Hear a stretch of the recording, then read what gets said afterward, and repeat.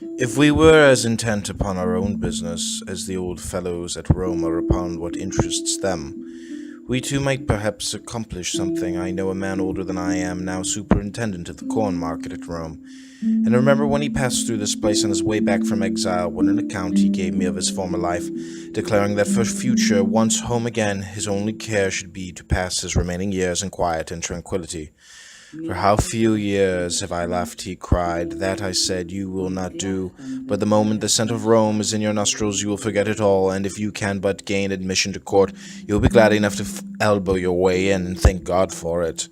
Epictetus, he replied, if you ever find me setting as much as 1 foot within the court, think what you will of me. Well, as it was, what did he do ere ever he entered the city? He was met by despatch from the emperor. He took it and forgot the whole of his resolutions. From that moment he has been piling one thing upon another. I should like to be beside him to remind him of what he said when passing this way, and to add how much better a prophet I am than you. What then? Do I say man is not made for an active life? Far from it, but there is a great difference between other men's occupations and ours. A glance at theirs will make it clear to you. All day long they do nothing but calculate, contrive, consult how to wring their profit out of foodstuffs, farm plots, and the like. Whereas I entreat you to learn what the administration of the world is, and what place a being endowed with reason holds therein, to consider what you are yourself, and wherein your good and evil consists. A man asked me to write to Rome on his behalf, who, as most people thought, had met with misfortune, for having been before wealthy and distinguished, he had afterwards lost all and was living here. So I wrote about him in a humble style. He, however, on reading the letter, returned it to me with the words, I asked for your help, not for your pity. No evil has happened unto me. True instruction is this, to learn to wish that each thing should come to pass as it does. And how does it come to pass? As the disposer has disposed it, now he has disposed that there should be summer and winter, and plenty and dearth, and vice and virtue, and all such opposites for the harmony of the whole. Have this thought ever present with thee, when thou losest any outward thing, what thou gainest in its stead, and if this be the more precious, say not, I have suffered loss.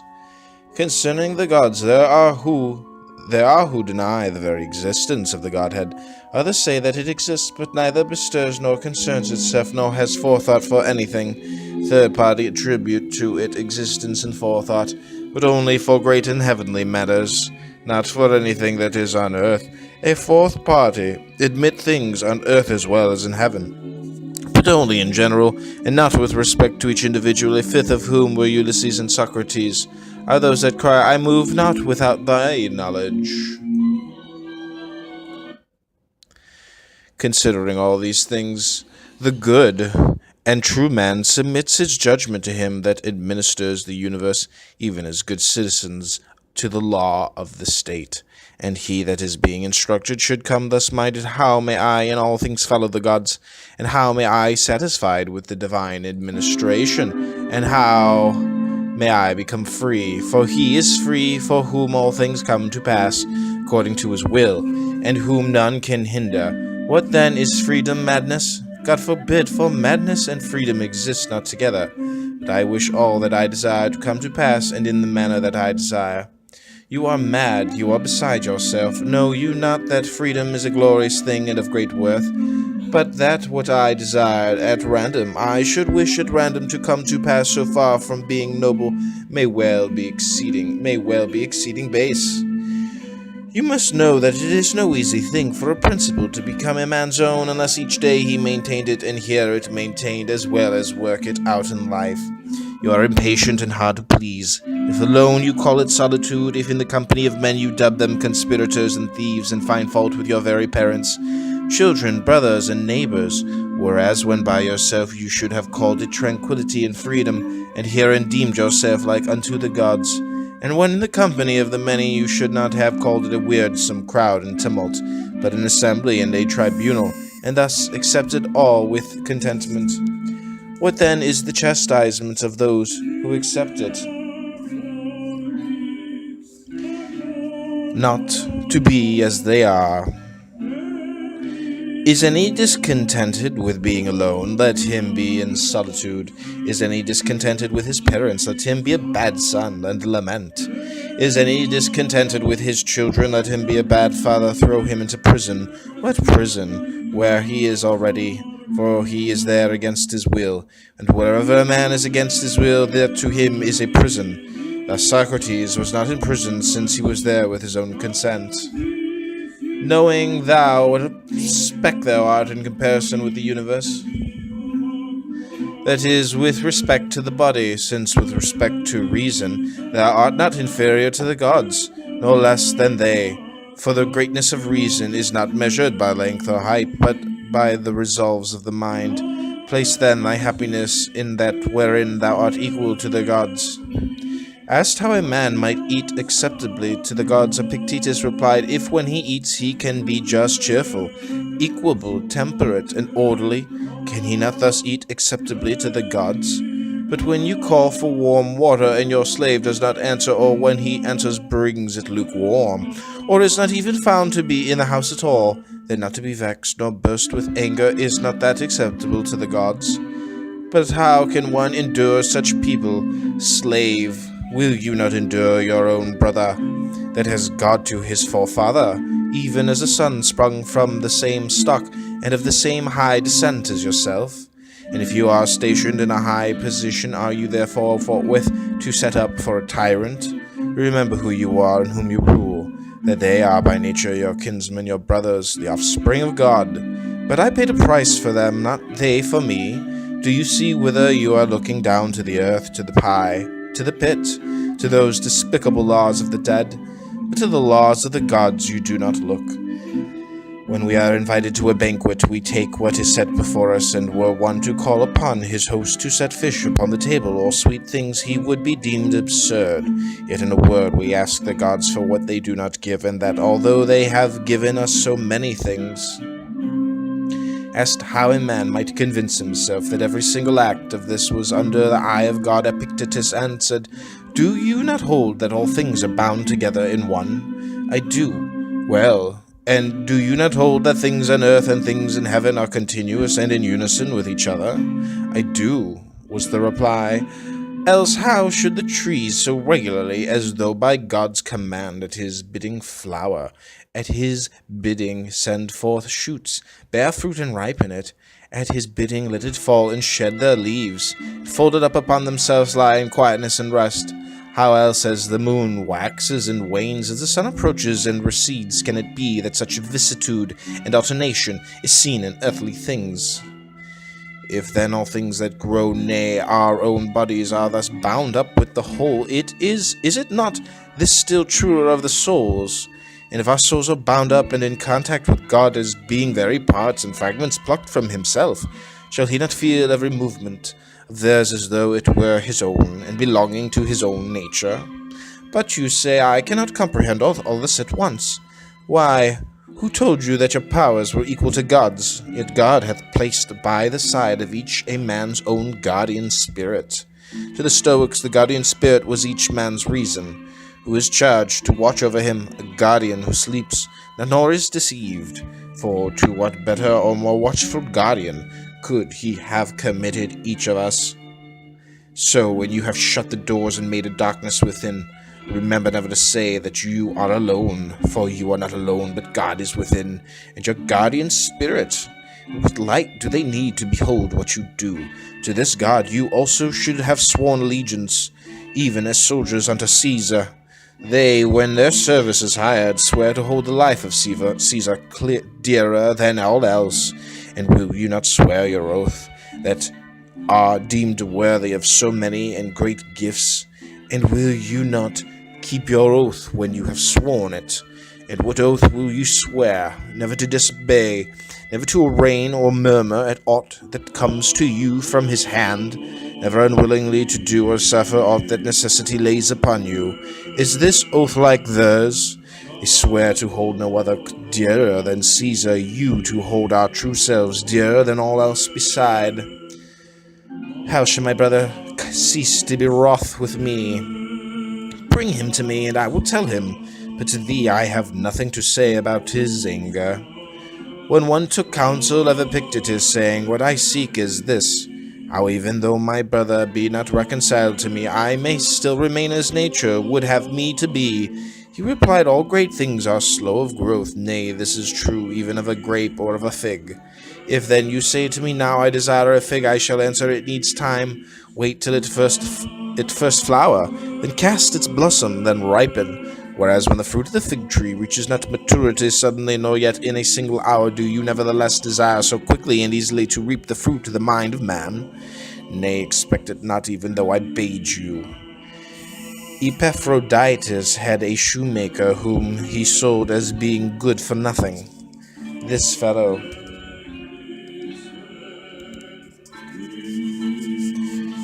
by some accident was afterwards purchased by one of Caesar's men, and became shoemaker to Caesar. You should have seen what respect Epictetus paid him then. How does the good Felicion? Kindly let me know. And if any of us inquired, "What is Epictetus doing?" the answer was, "He is consulting about so-and-so with Felicion." Had he not sold him as good for nothing, who had in a trice converted him into a wiseacre?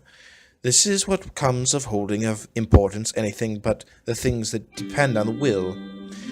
What you shun, enduring yourself, attempt not to impose on others. You shun slavery. Beware of enslaving others. If you can endure to do that, one would think you had been once upon a time a slave yourself. For vice has nothing in common with virtue, nor freedom with slavery. Has a man been raised to the tribuneship? Every one that he meets congratulates him. One kisses him on the eyes, another on the neck, while the slaves kiss his hands. He goes home to find torches burning. He ascends to the Capitol to sacrifice. Whoever sacrificed for having had right desires, for having conceived such inclinations as nature would have him. In truth, we thank the gods for that wherein we place our happiness. A man was talking to me today about the priesthood of Augustus. I said to him, "Let the thing go, my good sir. You will spend a great deal to no purpose." "Well, but my name will be inserted in all the documents and contracts. Will you be standing there to tell those that read them, that is my name written there? And even though you could now be there in every case, what will you do when you are dead? At all events, my name will remain. Inscribe it on a stone, and it will remain just as well, and think beyond Nicopolis what memory of you will there be. But I shall have a golden wreath to wear. If you must have a wreath, get a wreath of roses and put it on. You will look more elegant. Above all, remember that the door stands open. Be not more fearful than children, but as they, when they weary of the game, cry, 'I will play no more.' Even so, when thou art in the like case, cry, 'I will play no more,' and depart. But if thou stayest, make no lamentation. Is there smoke in the room? If it be slight, I remain. If grievous, I quit it. For you must remember this, and hold it fast, that the door stands open. You shall not dwell at Nicopolis, well and good, nor at Athens. Then I will not dwell at Athens either, nor at Rome either. You shall dwell in Gyara. Well, but to dwell in Gyara seems to me like a grievous smoke. Depart to a place where none can forbid me to dwell. That habitation is open to all. For as for the last garment of all, that is the poor body, beyond that none cannot do aught unto me. This is why Demetrius said to Nero, "You threaten me with death, but it is nature who threatens you."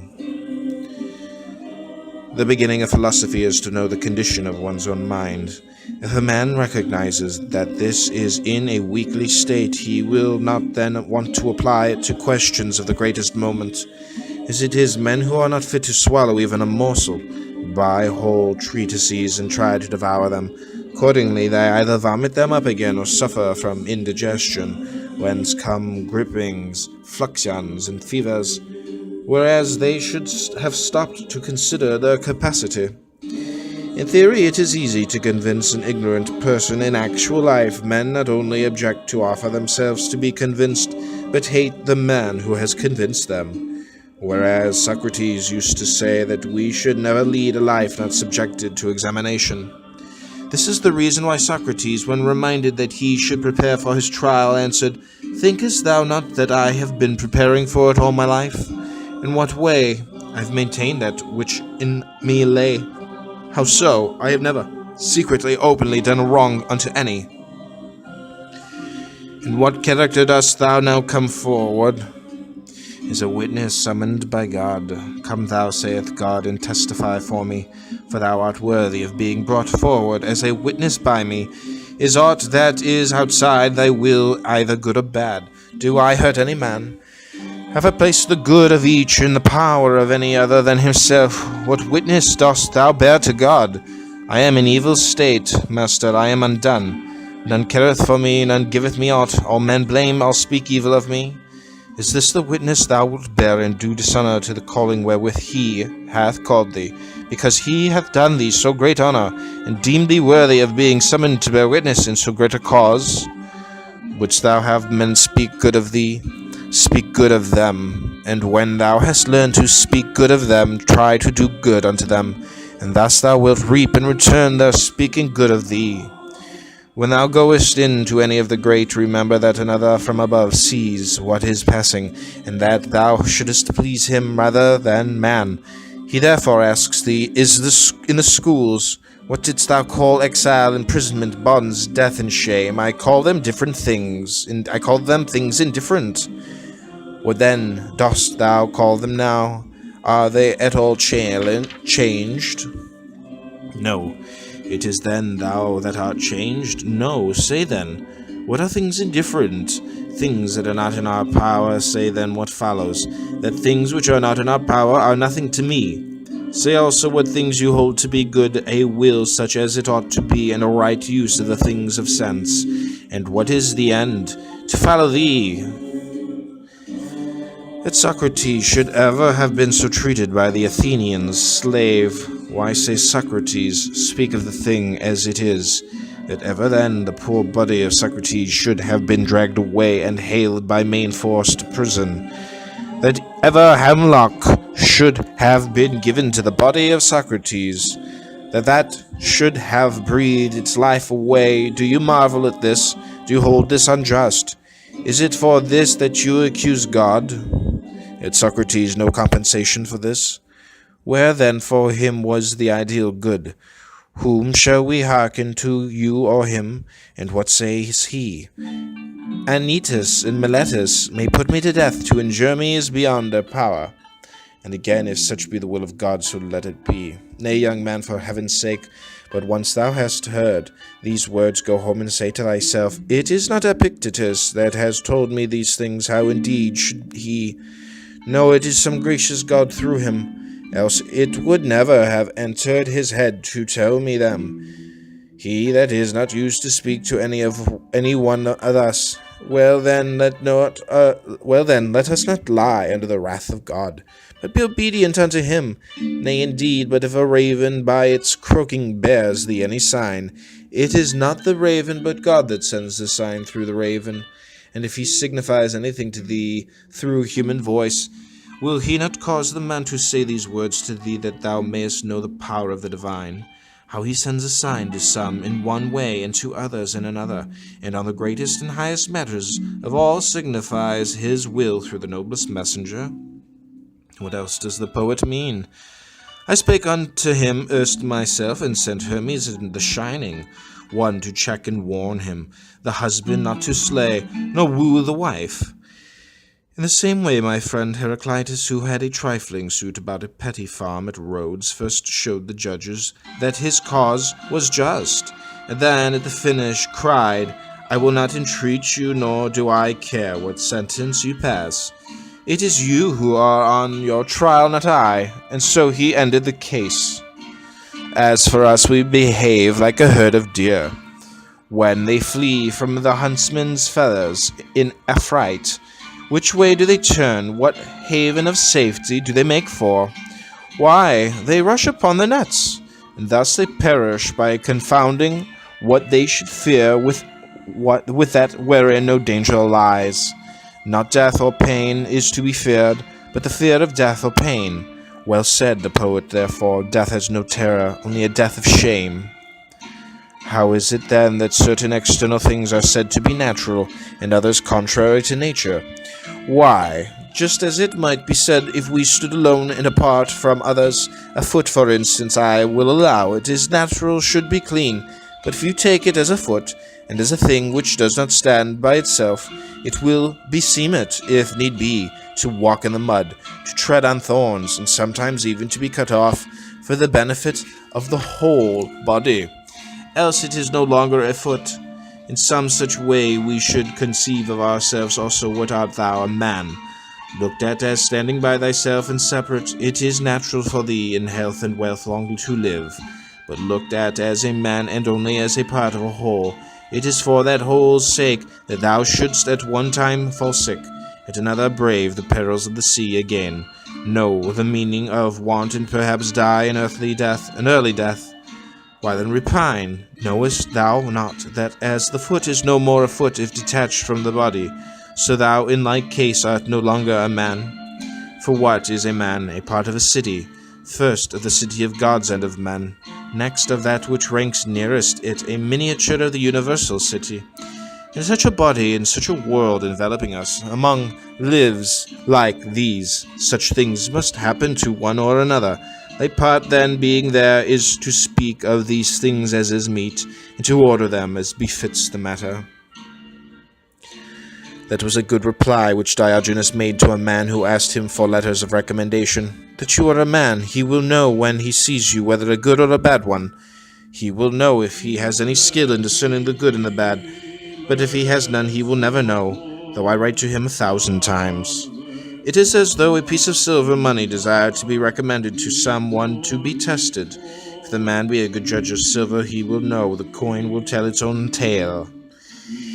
Even as the traveller asks his way of him that he meets, inclined in no wise to bear to the right rather than to the left, for he desires only the way leading whither he would go, so should we come unto God as to a guide, even as we use our eyes without admonishing them, to show us some things rather than others, but content to receive the images of such things as they present unto us.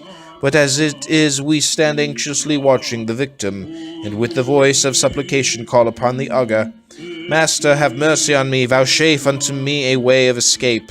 Slave, would you then have aught else than what is best? Is there anything better than what is God's good pleasure? Why, as far as in you lies, would you corrupt your judge and lead your counselor astray? God is beneficent, but the good also is beneficent. It should seem then that where the real nature of God is, there too is to be found the real nature of the good. What then is the real nature of God? Intelligence, knowledge, right, reason. Here then, without more ado, seek the real nature of the good, for surely thou dost not seek it in a plant or in an animal that reasoneth not.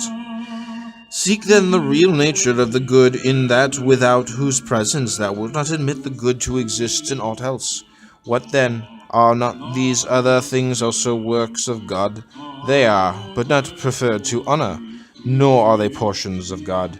But thou art a thing preferred to honor, thou art thyself a fragment torn from God. Thou hast a portion of him within thyself. How is it then that thou dost not know thy high descent, dost not know whence thou comest? When thou eatest, wilt thou not remember who thou art that eatest, and whom thou feedest? In intercourse, in exercise, in discussion, knowest thou not that it is a God whom thou feedest, a God whom thou exercisest, a God whom thou bearest about with thee, O miserable? And thou perceivest it not. Thinkest thou that I speak of a God of silver or gold, that is without thee? Nay, thou bearest him within thee, all unconscious of polluting him with thoughts impure and unclean deeds. Were an image of God present, thou wouldst not dare to act as thou dost. Yet when God himself is present within thee, beholding and hearing all, thou dost not blush to think that such thoughts and do such deeds. O thou that art insensible of thine own nature, and liest under the wrath of God! Why then are we afraid when we send a young man from the schools into active life, lest he should indulge his appetites intemperately, lest he should debase himself by ragged clothing, or be puffed up by fine raiment? Knowest he not the God within him? Knowest he not with whom he is starting on his way? Have we patience to hear him say to us, Would I had thee within me? Hast thou not God where thou art, and having him dost thou still seek for any other? Would he tell thee aught what else than these things? Why, wert thou a statue of Phidias, an Athena, or a Zeus, thou wouldst bethink thee both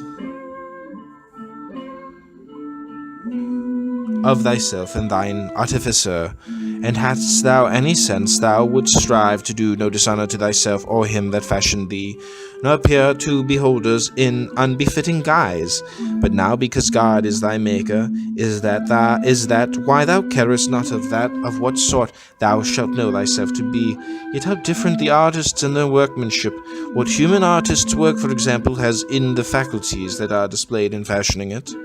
Is it aught but marble, bronze, gold, or ivory? Nay, when the Athena of Phidias has put forth her hand and received therein a victory, in that attitude she stands for evermore. But God's works move and breathe, they use and judge the things of sense, the workmanship of such an artist. Wilt thou dishonor him? Aye, when he not only fashioned thee, but placed thee like a ward in the care and guardianship of thyself alone, wilt thou not only forget this, but also do dishonor to what is committed to thy care? If God had entrusted thee with an orphan, wouldst thou have thus neglected him? He hath delivered thee to thine own care, saying, I had none more faithful than myself. Keep this man for me, such as nature hath made him, modest, faithful, high-minded, a stranger to fear, to passion, to perturbation. Such will I show myself to you all, what exempt from sickness also, from age, from death. Nay, but accepting sickness, accepting death, as becomes a god. No labor, according to Diogenes, is good, but that which aims at producing courage and strength of soul rather than of body. A guide on finding a man who has lost his way brings him back to the right path. He does not mock and jeer at him and then take himself off. You also must show the unlearned man the truth, and you will see that he will follow, but so long as you do not show it to him. You should not mock, but rather feel your own incapacity.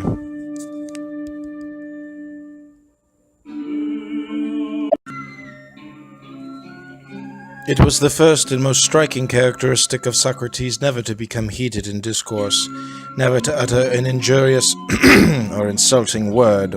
On the contrary, he persistently bore insult from others, and thus put an end to the fray. If you care to know the extent of his power in this direction, read Xenophon's Banquet, and you will see how many quarrels he put an end to. That is why the poets are right in so highly commending this faculty. Quickly and wisely, with all, even bitter feuds, would he settle. Nevertheless, the practice is not very safe at present, especially in Rome. One who adopts it, I need not say, ought not to carry it out in an obscure corner, but boldly accost, if occasion serve, some personage of rank or wealth. Can you tell me, sir, to whose care you entrust your horses? I can. Is it to the first comer who knows nothing about them? Certainly not. Well, what of the man who takes care of your gold, your silver, or your raiment? He must be experienced also. And your body? Have you ever considered about entrusting it to anyone's care? Of course I have. And no doubt to a person of experience, as a trainer, a physician, surely. Are these things the best you possess, or have you anything more precious? What can you mean? I mean, that which employs thee, which weighs all things, which takes counsel and resolve. Oh, you mean the soul. You take me rightly, I do mean the soul. By heaven, I hold that far more precious than all else I possess. Can you show me, then, what care you bestow on the soul? For it can scarcely be thought that a man of your wisdom and consideration in the city would suffer your most precious possession to go to ruin through carelessness and neglect. Certainly not. Well, do you take care of it yourself? Did anyone teach you the right method, or did you discover it yourself? Now here comes in the danger. First, the great man may answer, Why, what is it that to you, my good fellow? Are you my master? And then, if you persist in troubling him, may raise his hand to strike you. It is a practice of which I was myself warm admirer until such experiences as these befell me. when a youth was giving himself airs in the theatre, and saying, I am wise, for I have conversed with many wise, Epictetus replied, I too have conversed with many rich men, yet I am not rich.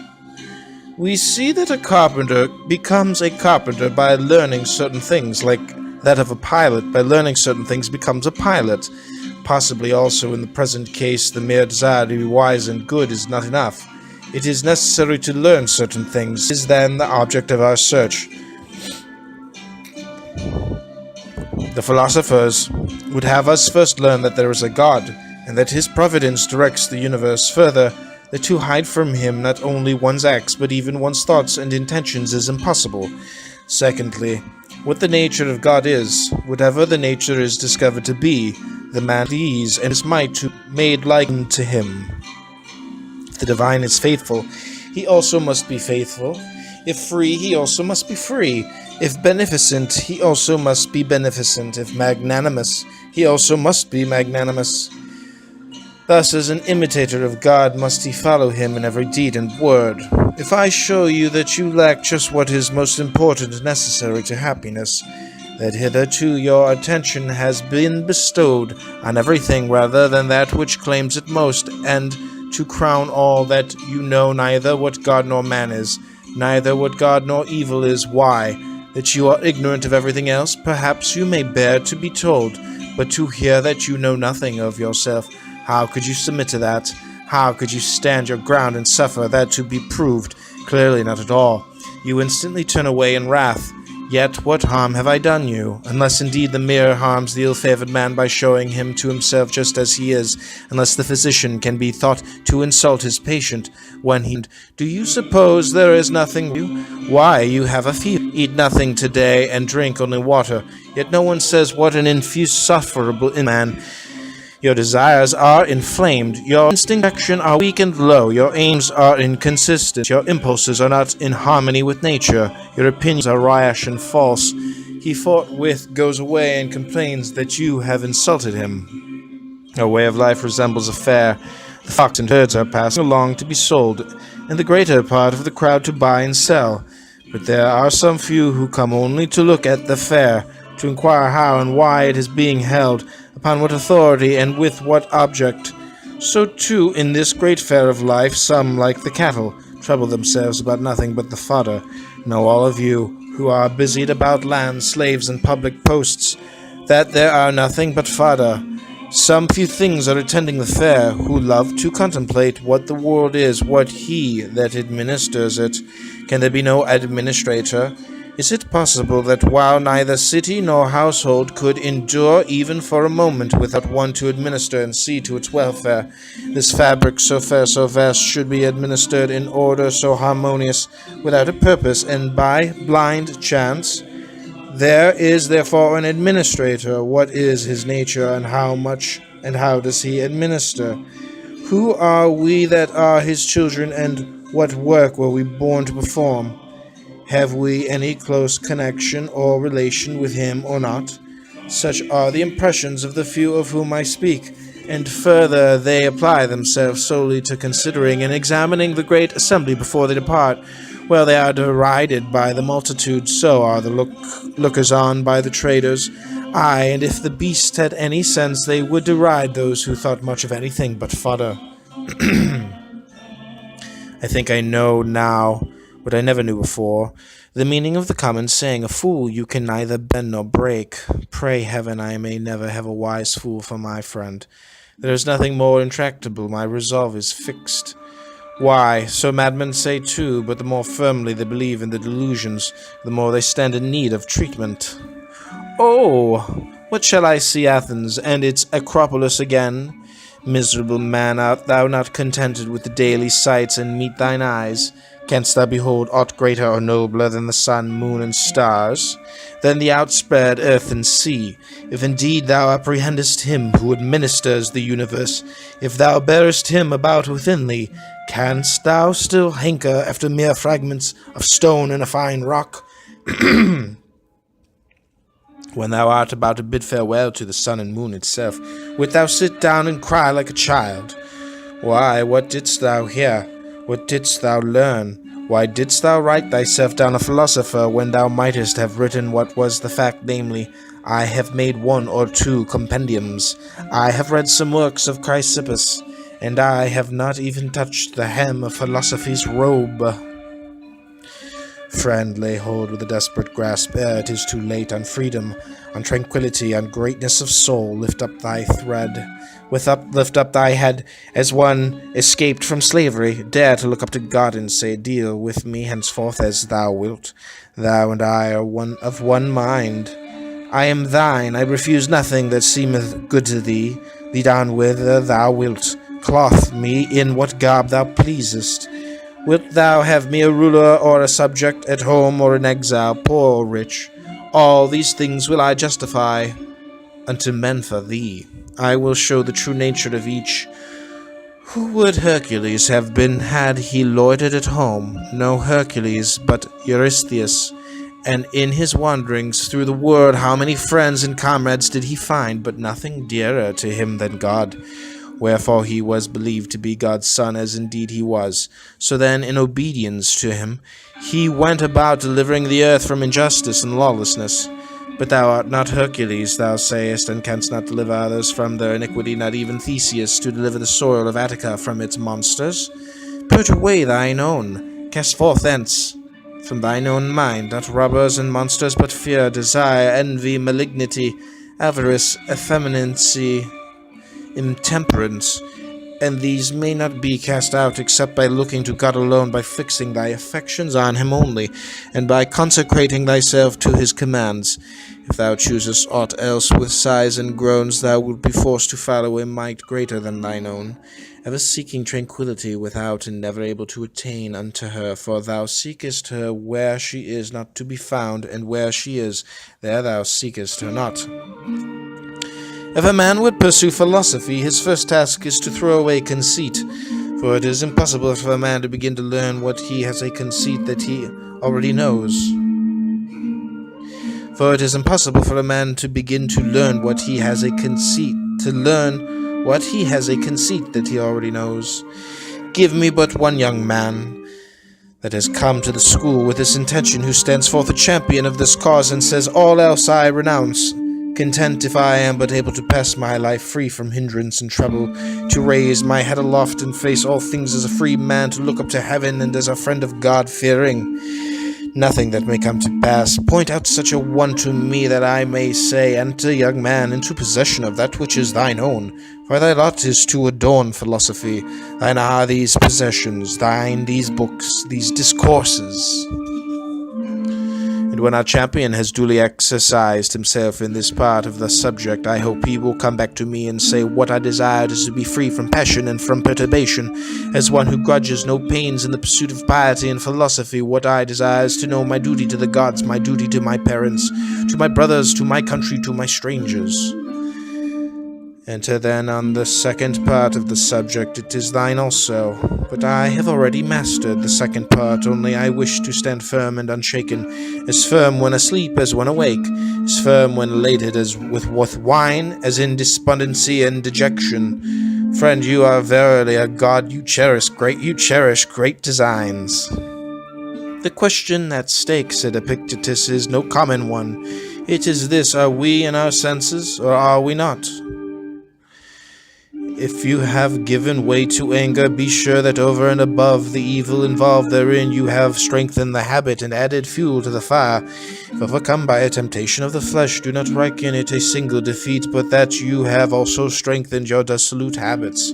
Habits and faculties are necessarily affected by the corresponding acts.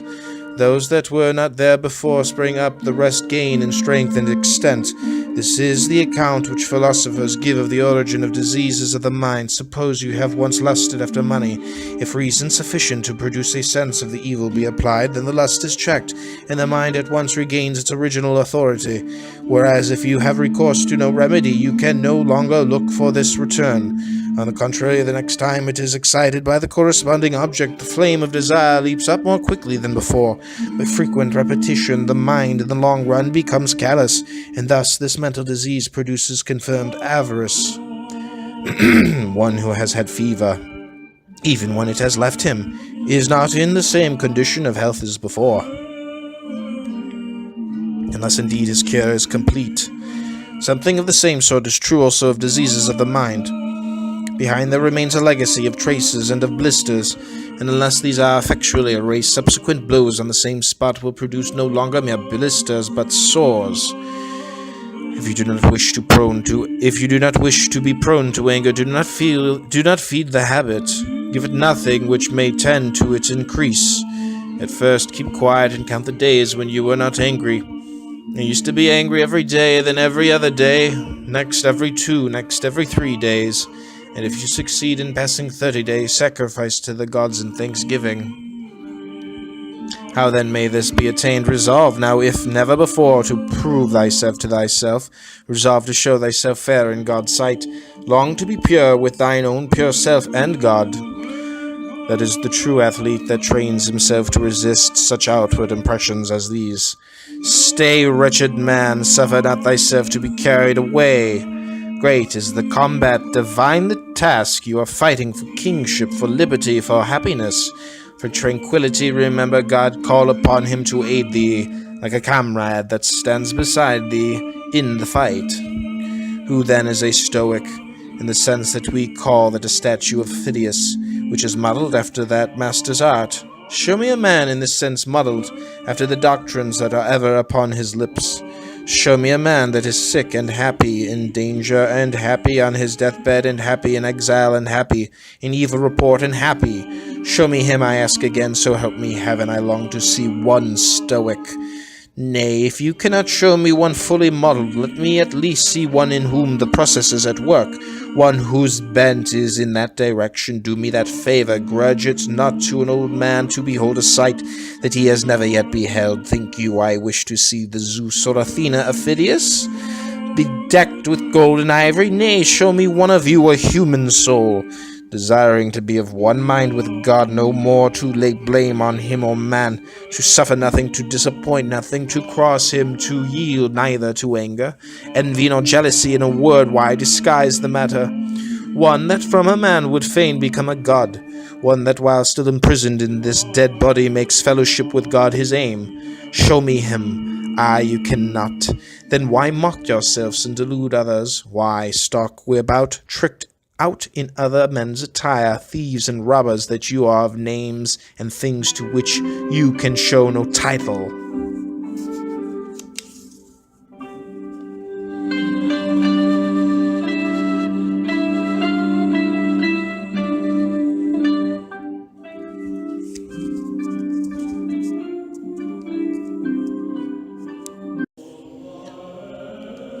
But God hath introduced man to be a spectator of himself and of his works, and not a spectator only, but also an interpreter of them. Wherefore it is a shame for man to begin and to leave off where the brutes do. Rather he should begin there, and leave off where nature leaves off in us, and that is at contemplation and understanding, and a manner of life that is in harmony with herself. See then that ye die not without being spectators of these things. You journey to Olympia to see the work of Phidias, and each of you holds it a misfortune not to have beheld these things before you die. Whereas when there is no need even to take a journey, but you are on the spot with the works before you, have you no care to contemplate and study these? Will you not then perceive either who you are, or unto what end you were born, or for what purpose the power of contemplation has bestowed upon you? But in life there are some things disagreeable and hard to bear. And are there none at Olympia? Have you not scorched by the heat? Are you not cramped for room? Have you not to bathe with discomfort? Are you not drenched when it rains? Have you not to endure the clamor and shouting and such annoyances as these? Well, I suppose you set all this over against the splendor of the spectacle, and bear it patiently. What then? Have you not received powers wherewith to endure all that comes to pass? Have you not received greatness of heart, received courage, received fortitude? What care I if I am great of heart, for aught that can come to pass? What shall cast me down or disturb me? What shall seem painful? Shall I not use the power to end for which I received it, instead of moaning and wailing over what comes to pass? If what philosophers say of the kinship of God and men be true, what remains for man to do but as Socrates did? Never, when asked one's country, to answer, I am an Athenian or a Corinthian, but I am a citizen of the world. He that hath grasped the administration of the world, who hath learned that this community, which consists of God and men, is the foremost and mightiest and most comprehensive of all, that from God have descended the germs of life, not to my father only and father's father, but to all things that are born and grow upon the earth, and in an especial manner to those endowed with reason, for those only are by their nature fitted to hold communion with God, being by means of reason conjoined with him. Why should not such an one call himself a citizen of the world? Why not a son of God? Why should he fear aught that comes to pass among men? Shall kinship with Caesar or any other of the great at Rome be enough to hedge men around with safety and consideration, without a thought of apprehension, while to have God for our Maker and Father the kinsman, shall not this set us free from sorrows and fears? I do not think that an old fellow like me need have been sitting here to try and prevent your entertaining abject notions of yourselves, and talking of yourselves in an abject and ignoble way, but to prevent there being by chance among you any such young men as, after recognizing their kindred to the gods, and their bondage in these chains of the body and its manifold necessities, should desire to cast them off as burdens too grievous to be borne, and depart to their true kindred. This is the struggle in which your master and teacher, were he worthy of the name, should be engaged. You would come to me and say, Epictetus, we can no longer endure being chained to this wretched body, giving it food and drink and rest and purification, aye, and for its sake's forced to be subservient to this man and that. Are not these things indifferent and nothing to us? Is it not true that death is no evil? Are we not in a manner kinsmen of the gods, and have we not come from them? Let us depart thither whence we came. Let us be freed from these chains that confine and press us down. Here are thieves and robbers and tribunals, and they that are called tyrants, who deem that they have after a fashion power over us, because of the miserable body and what pertains to it. Let us show them that they have power over none. And to this I reply, friends, wait for God. When he gives the signal and releases you from this service, then depart to him. But for the present endure to dwell in the place wherein he hath assigned you your post. Short indeed is the time of your habitation therein, and easy to those that are thus minded. What tyrant, what robber, what tribunals have any terrors for those who thus esteem the body and all that belong to it as of no account? Stay, depart not rashly hence. Something like that is what should pass between a teacher and ingenious youths. As it is, what does pass? The teacher is a lifeless body, and you are lifeless bodies yourselves. When you have had enough to eat today, you sit down and weep about tomorrow's food. Slave! If you have it, well and good. If not, you will depart. The door is open. Why lament? What further room is there for tears? What further occasion for flattery? Why should one envy another? Why should you stand in awe of them that have much or are placed in power, especially if they be also strong and passionate? Why, what should they do to us? What they can do we will not regard. What does concern us that they cannot do? Who then shall still rule one that is thus minded? Seeing this then, and noting well the faculties which you have, you should say, send now, O God, any trial that thou wilt, although I have means and powers given me by thee to acquit myself with honour through whatever comes to pass. No, but there you sit trembling for fear certain things should come to pass, and moaning and groaning and lamenting over what does come to pass, and then you upbraid the gods. Such meanness of spirit can have but one result: impiety. Yet God has not only given us these faculties by means of which we may bear everything that comes to pass without being crushed or depressed thereby, but like a good king and father, he has given us this without let or hindrance, placed wholly at our own disposition without reserving to himself any power of impediment or restraint. Though possessing all these things free and all your own, you do not use them. You do not perceive what it is you have received, nor whence it comes, but sit moaning and groaning, some of you blind to the giver, making no acknowledgment to your benefactor, others basely giving themselves to complaints and accusations against God. Yet what faculties and powers you possess for attaining courage and greatness of heart, I can easily show you what you have for upbraiding and accusation. It is for you to show me. How did Socrates bear himself in this regard? How else than as became one who was fully assured that he was the kinsman of the gods? If God has made that part of his own nature which he severed from himself and gave to us, liable to be hindered or constrained either by himself or any other, he would not have been God, nor would he have been taking care of us as he ought. If you choose, you are free. If you choose, you need blame no man, accuse no man. All things will be at once according to your mind and according to the mind of God. Petrification is of two sorts. There is petrification of the understanding, and also the sense of shame. This happens when a man obstinately refuses to acknowledge plain truths and persists in maintaining what is self-contradictory. Most of us dread mortification of the body and would spare no pains to escape anything of that kind, but of mortification of the soul we are utterly heedless. With regard, indeed, to the soul, if a man is in such a state as to be incapable of following or understanding anything, I grant you we do think him in a bad way. But mortification of the sense of shame and modesty, we go so far as to doubt strength of mind.